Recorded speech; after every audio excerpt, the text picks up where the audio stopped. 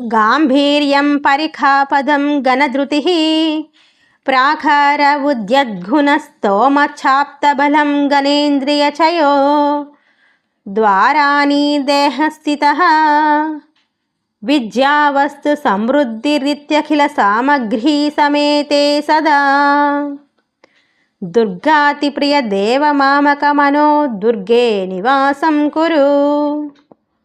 తాత్పర్యము: దుర్గాదేవికి మిక్కిలి ప్రియమైనవాడా, ఓ మహాదేవ, మహారాజు తన యొక్క కోటకి చుట్టూ కందకము, ఎత్తైన ప్రాకారము, ఆప్తులైన సైన్యబలము, గట్టి ద్వారములు కలిగి ఉన్నప్పుడు, అందరితో సభ నిండుగా ఉన్నప్పుడు తన కోటకు ఏ విధమైన భయమూ లేదని, అందులో హాయిగా నిర్విచారంగా నిర్భయంగా ఉంటాడు.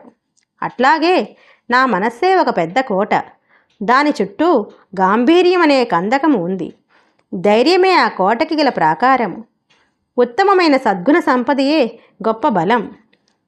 నా శరీరంలో ఉండే ఇంద్రియాలే ద్వారాలు.